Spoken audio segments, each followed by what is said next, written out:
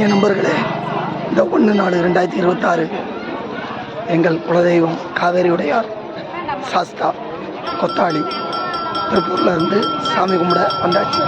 எல்லாரும் பாருங்கள். 1/4/2026 காவேரி உடையார் சாஸ்தா இன்னைக்கு கும்பிட வந்தது.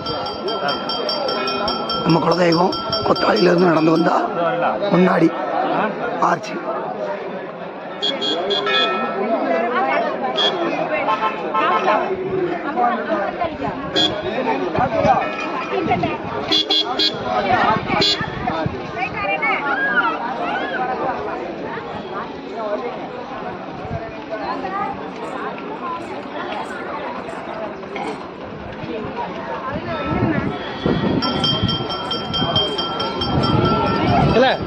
அவளி யார் சொல்லு